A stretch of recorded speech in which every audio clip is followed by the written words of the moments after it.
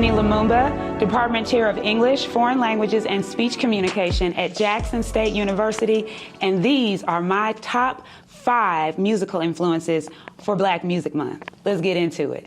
My first influence, Ella Fitzgerald.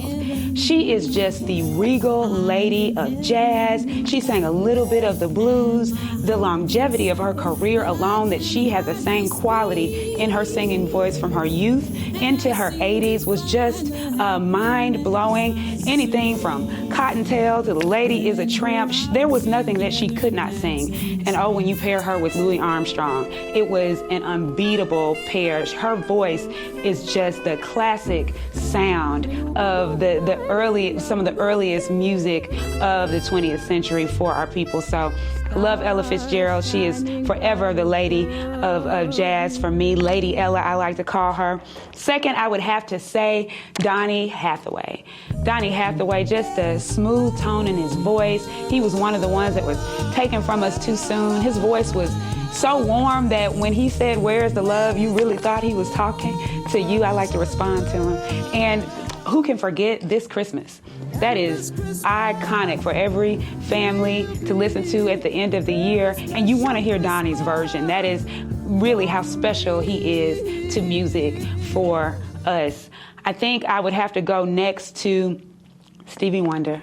I mean, his last name says it all. He is a wonder. He is a composer, a songwriter, a musician, a vocalist. He's one of those songwriters and vocalists that you want him to sing everything that he produced or everything that he wrote. You don't want to hear anybody else's voice on it, but you know, he was generous enough to share a lot of his gift. And folks don't know that Stevie Wonder was doing what he was doing from like age 7. Like, he was a little boy and growing into adulthood and manhood with this genius in his voice and in his sound and in the way that he composed and thought about music. He is the music of a generation. So y'all remember cleaning up the house, listening to Stevie Wonder, listening to As, which is one of the most beautiful love songs ever.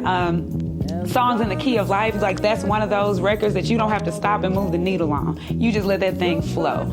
And My Husband and I, You and I is our wedding song. So imagine, right, children raised listening to Stevie Wonder, still picking his music to inaugurate the most meaningful moments of our life. And his songs had so much power. They were speaking to us. They were storytelling, right, for our community. So he wasn't only entertaining us, he was telling the world who we are as a community, and it sounded good.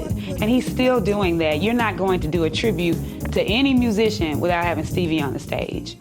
I'd have to move next to Quincy Jones. He is almost in that same category of being a super producer for Black music. I mean, he's worked with everyone, and if they haven't worked with Quincy Jones, they want to. And he gave us the soundtracks for some of our favorite films. My favorite film, The Color Purple, his hands are all over the soundtrack for that film. Who remembers Q's Juke Joint? I was probably too young to listen to it, but I know every song on the album. He is, again, one of those artists where our parents listen to them, we listen to them, and our children now, my children ride in my car listening to both Stevie and Quincy Jones produced music.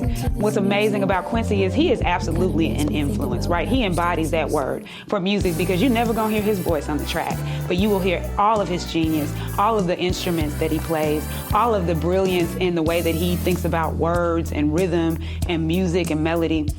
So we would not have Black music as we know it without Stevie Wonder and Quincy Jones, and Lady Ella is right up there, and Donny Hathaway, right, with just giving us the warmth of their voices. Lastly, I could not go without mentioning Outkast. Right? Like Outkast, they inaugurated Southern rap being a contender in the world of hip hop. When Andre 3000 said the South got something to say, he meant that, and they absolutely did that. So we had Spodioti, Dopalicious, we had A.T. Alien, Steak On Ya. Y'all know the words to I'm Sorry, Miss Jackson, Hey Ya, Prototype. I could go on and on and on about how powerful those brothers have been with style and with influence on what we now know is not only Southern rap, but hip hop in general. So those are my top 5. There are plenty more, but those are it for me.